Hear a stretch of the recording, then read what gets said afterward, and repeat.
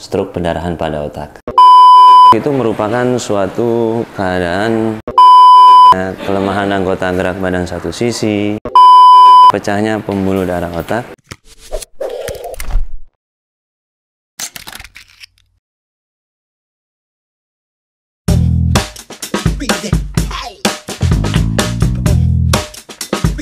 Halo, selamat pagi, sahabat Lira. Perkenalkan, saya dengan Dr. Ismail Baslim. Saya dari Divisi Bedah Saraf di Rumah Sakit Lira Medica. Pada kesempatan kali ini, saya akan membahas dan mengajak diskusi tentang stroke pendarahan pada otak. Yuk, mari kita bahas. Jadi, secara definisi, stroke itu merupakan suatu keadaan atau kondisi klinis yang didapatkan adanya defisit neurologis yang terjadi secara akut dan mendadak yang berlangsung dengan cepat. Yang dimaksud dengan defisit neurologis yaitu yang pertama adanya kelemahan anggota gerak badan satu sisi, lalu dapat juga adanya bicara pilu atau reru, dan wajah yang asimetris. Secara garis besar, stroke itu dibagi menjadi dua, yaitu ada stroke pendarahan dan stroke sumbatan. Pada kesempatan kali ini kita akan membahas tentang stroke pendarahan pada otak. Yang dimaksud dengan stroke pendarahan pada otak itu sendiri adalah suatu keadaan di mana pecahnya pembuluh darah otak yang dapat diakibatkan oleh yang pertama yaitu adanya darah tinggi yang tidak terkontrol.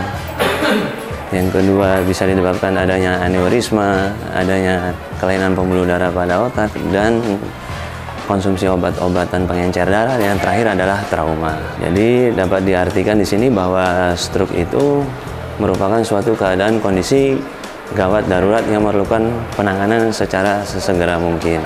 Karena apabila tidak dilakukan penanganan sesegera mungkin, itu dapat menyebabkan yaitu kerusakan pada otak yang lebih besar, yang lebih berat, dan yang bahkan yang fatalnya menimbulkan kematian. Jadi khusus pada kasus stroke perdarahan pada otak, biasanya itu terjadi pada saat beraktivitas dan biasanya itu didahului oleh nyeri kepala yang sangat hebat yang belum pernah dirasakan sebelumnya. Sehingga seperti yang saya jelaskan tadi, apabila ada yang mengalami gejala defisit neurologis yaitu seperti kelemahan anggota gerak badan pada sebelah, terus didapatkan adanya bicara pilu atau reru atau wajah asimetris, diharapkan agar segera melakukan pemeriksaan pada rumah sakit yang terdekat. Diharapkan nanti pada saat sampai di rumah sakit yang terdekat dapat dilakukan evaluasi baik secara klinis maupun radiologis. Apa itu pemeriksaan radiologis yang dilakukan? Biasa pemeriksaan radiologisnya adalah CT scan kepala. Apabila nanti sudah dilakukan CT scan kepala dan didapatkan adanya volume perdarahan yang cukup banyak yang menyebabkan peningkatan tekanan pada otak, maka harus dilakukan segera evakuasi pendarahan pada otak. Lah, disinilah peran kami sebagai bedah saraf.